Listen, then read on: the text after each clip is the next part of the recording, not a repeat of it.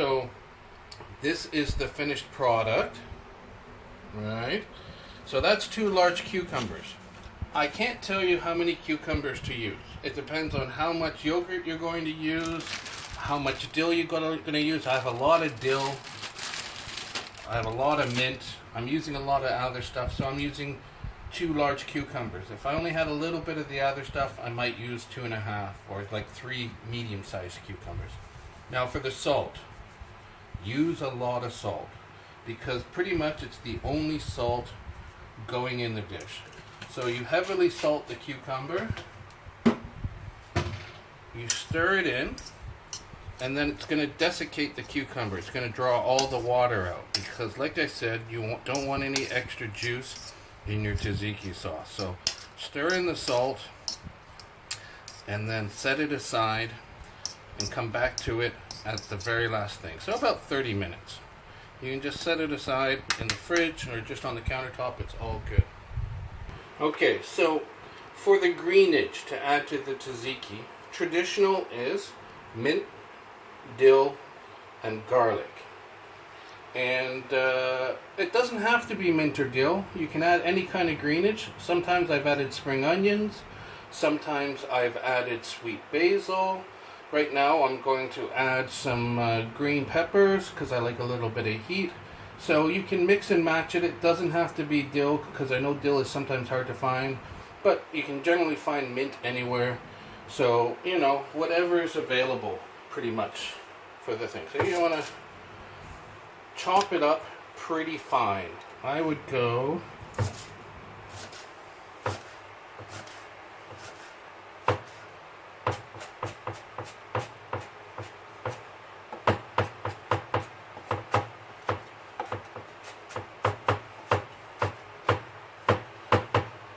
about that fine. That's pretty well chopped up. It's meant to mix in, not be chunky. Right? So there's no special order on which you're going to add this in. You're just going to put it all in at the same time. I'll get back to you. Oh no, let's do this first. So the garlic has to be minced. Let's see, chopped up fine for the greenage, garlic minced, and those green peppers, I'm going to chop them up and then I'm going to put them in the blender and chop them even finer so they're about the same size as the cucumber that you saw. Okay, for the yogurt, they will tell you get natural Greek home-style yogurt, which is ultra expensive to buy. I just get Yolinda. It's reasonably priced, it's pretty good yogurt, and it's more than good enough for what we're doing here. So again, I'm filling this a lot. Probably going to fill this jar up halfway, and I like to use the same jar that I'm going to keep the tzatziki in to make the tzatziki in. Saves on cleaning and allows you to get all the amounts right. Ooh, I'm going to have to start really.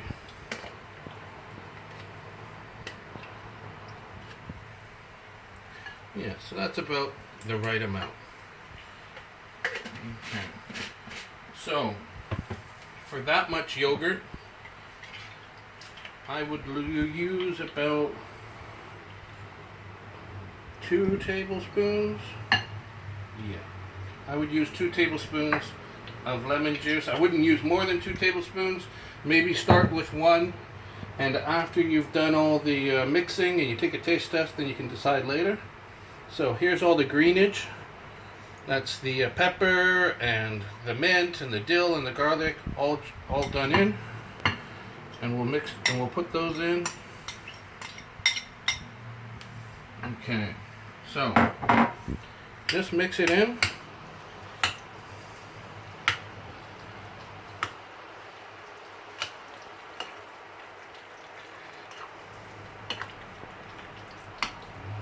Okay.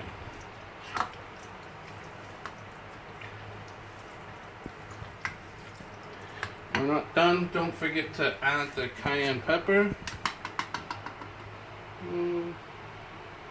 I say about that, which is about a teaspoon.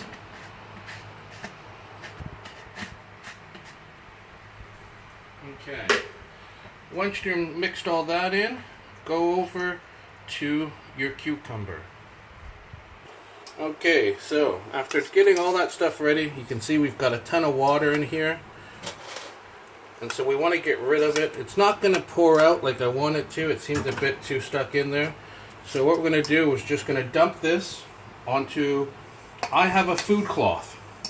Invest in one. Find a nice, thin, clean cloth and make it for all your food squeezing. And don't use it to clean your countertops. So, take that in there, wrap it up, and just squeeze out the water. Look at all that water coming out. And that's exactly what you want to happen.